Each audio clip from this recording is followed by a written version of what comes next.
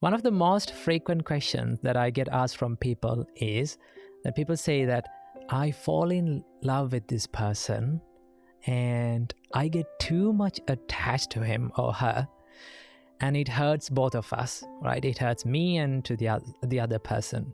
How can I love someone without getting attached to that person? That is one of the frequent questions that people ask from me. Well, to understand about this, first of all, you need to understand what is the difference between love and attachment. I'll tell you the difference. If you're in love with someone, if you fall in love with someone, this means the pure love, the love, I would say. You say that I need you to be happy. Okay? That's what you say. I need you to be happy. If that happiness includes me, that's much better. If it does not include me, it's okay. Anyway, I need you to be happy in your life. That is love. And in attachment, you say, you need to make me happy. Okay? If they are not able to make you happy, then what do you say? Why aren't you making me happy?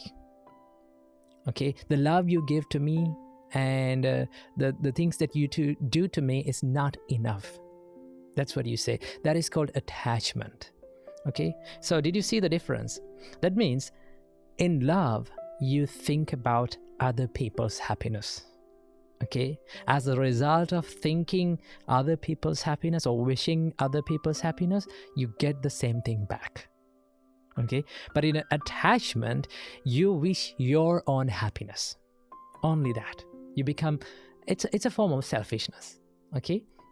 So this is the difference between love and attachment. So how attachment happens? Here's how it happens.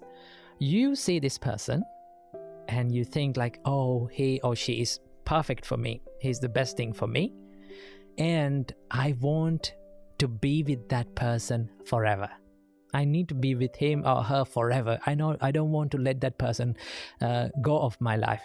Okay? I don't want let that person to leave my life. I need to be with that person. In that case, you hold on to that person tightly. Okay? You grab that person and you don't want to let go of that person. Then what you do in the next step, you try to protect him or her. Okay? Sometimes you overprotect him or her.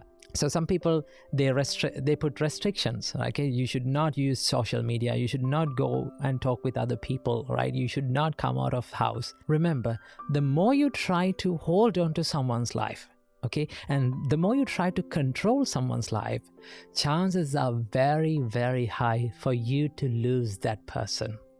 Because if you dive into the Buddha's teachings, okay, when you dive in deep into Buddha's teachings, Buddha says that you live in your own private world as well as others.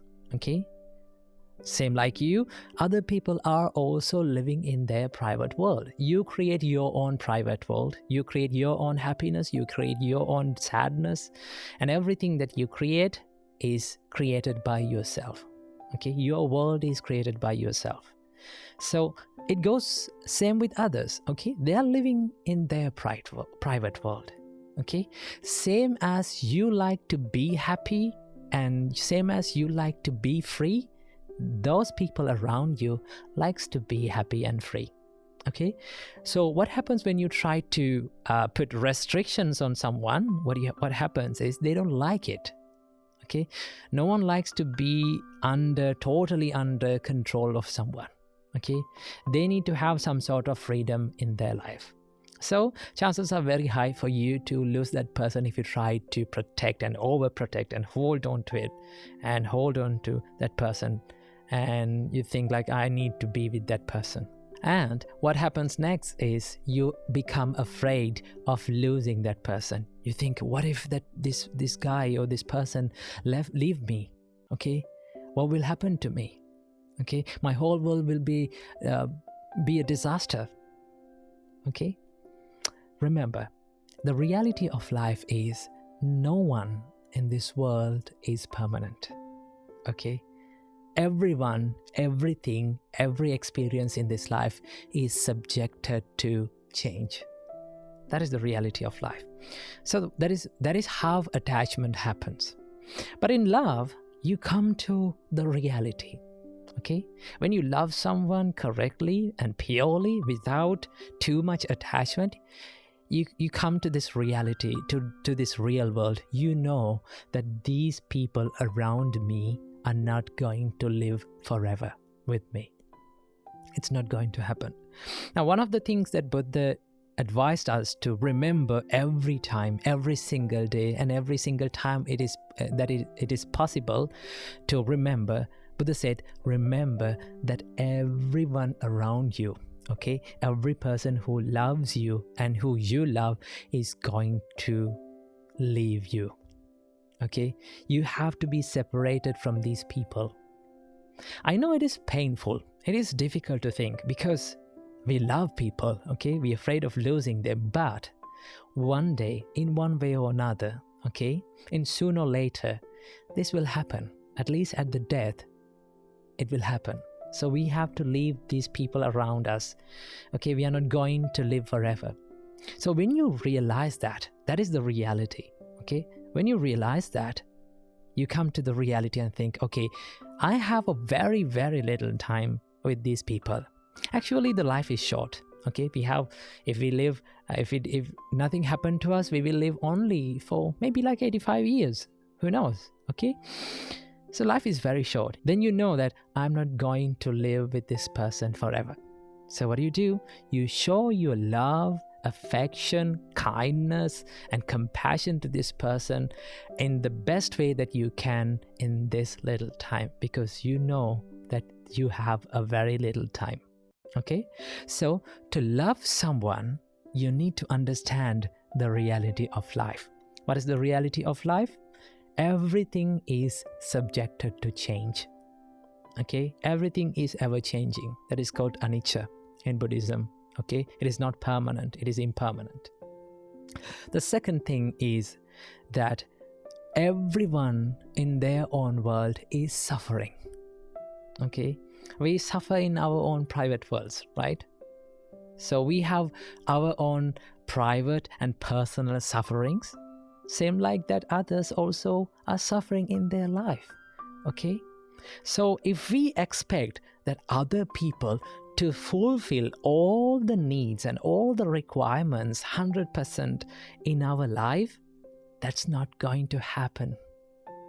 Realize it. Okay? Because everyone personally is going through suffering. Understand about this. That is called dukkha. And the third one is that no one in this world is totally under your control. You cannot control people around you totally. Okay? That is called anatta. You're out of control of this world. Okay? The problem is we worry about the people that we cannot control. Okay? Can you control people's behavior? No, you cannot do that. Can you control how people behave and how people treat you, how people talk to you, how people think about you? No, that is their own business. Okay? So what you can control is how you live in your life. The way you live in your personal life. That is totally under your control. So understand these three things. What is that?